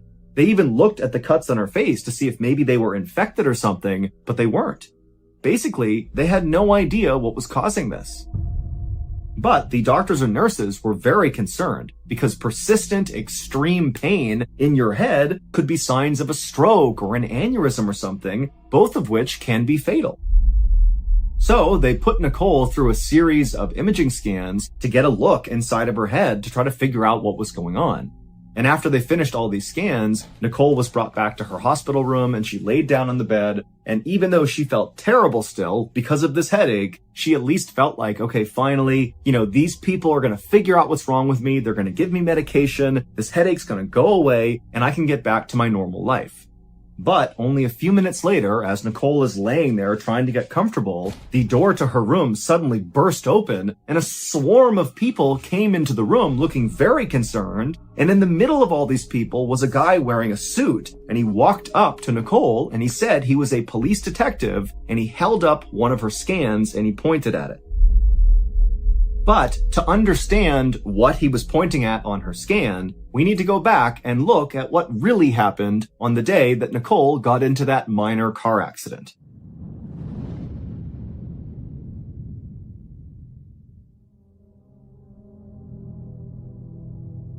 Back in early May of 2017, Nicole and Durante, who were still dating at this point, had just come back to Nicole's house after the two of them had been at a house party together. And Nicole was furious with Durante because at this house party, he had been openly flirting with another woman right in front of Nicole. And so Nicole, after going into her house, brought it up to Durante about how disrespectful that was. And Durante, instead of being apologetic or trying to defend himself or even lie about it, he actually just got really mad at Nicole and said, you know what? Fine, I'm breaking up with you. And then he began going around her house, gathering up all of his things that he had left inside of her house. And Nicole, truthfully, was so mad that she didn't really care that he was putting on this show of taking his stuff and leaving her.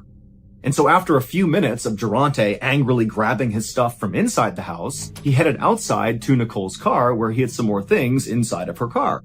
And so he went in the passenger seat, and Nicole, she just reflexively got into the driver's seat of the car just to make sure that Durante didn't take anything inside of her car that he shouldn't, or mess with her car in some way to get revenge on her. And so she's sitting there, she's watching Durante right next to her, gather up his things, and then he hops out of the car, doesn't say a word to her, and then he walked around the front of her car and got into his car, which was parked right in front of hers, facing out towards the road. He climbed into the driver's seat, shut the door, and then he didn't move. And so Nicole, she's still sitting in her car, looking at Durante, hoping that he's just gonna leave now, but he wasn't. And so suddenly feeling so frustrated and mad at him for everything, she turned on her car and drove forward, not fast or anything, and bumped intentionally into the back of Durante's car, and then she backed up to where she had been.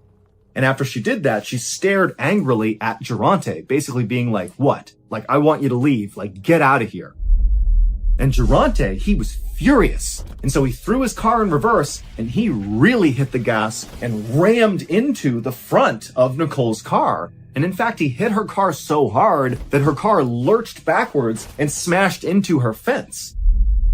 Now, Nicole's memory only showed her this exchange. She remembered fighting with Durante, him getting his stuff, and then her bumping into him, and then him really hard smashing into her. And so when she thought about the minor accident she had gotten into, this was it. But what Nicole did not know as she was laying in the hospital bed, as this detective is holding up the scan and pointing at it, is there was actually a whole other series of events that played out after Durante backed into her. After Durante backed into Nicole and she smashed into her fence, Durante got out of his car, walked up to Nicole's car, drew a gun, and shot Nicole in the head. That's what happened. This was not a glass cut. This mark on her forehead was where the bullet went into her skull.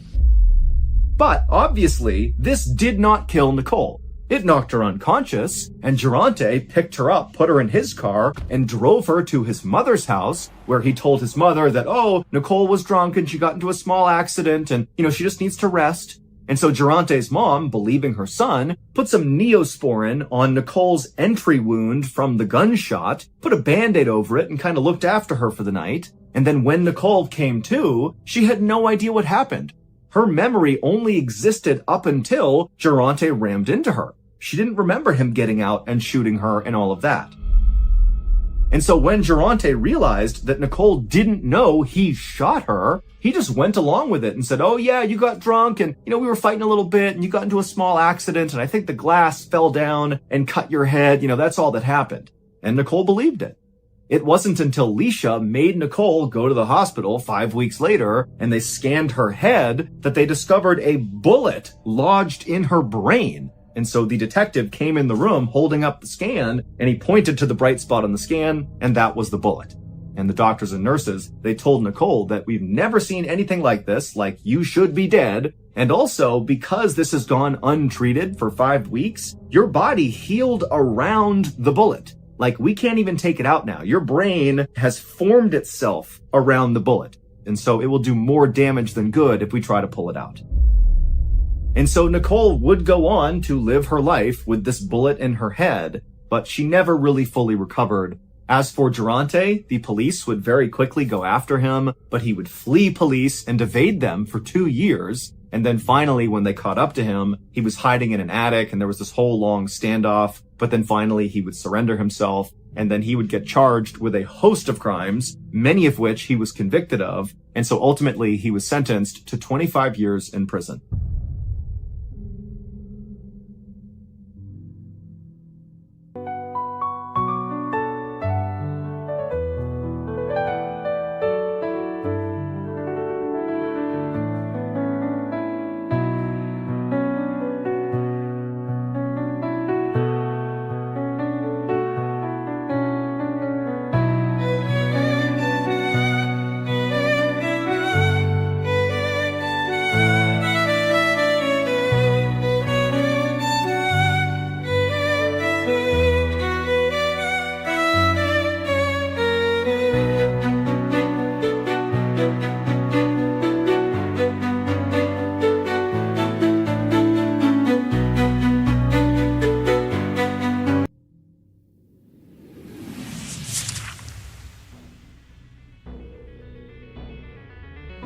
Thank you for listening to the MrBallen Podcast. If you enjoyed today's stories and you're looking for more bone-chilling content, be sure to check out all of our studio's podcasts: Mr. Ballen's Medical Mysteries, Bedtime Stories, and Runful.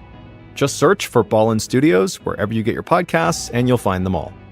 Also, there are hundreds more stories like the ones you heard today, but in video format on our YouTube channel.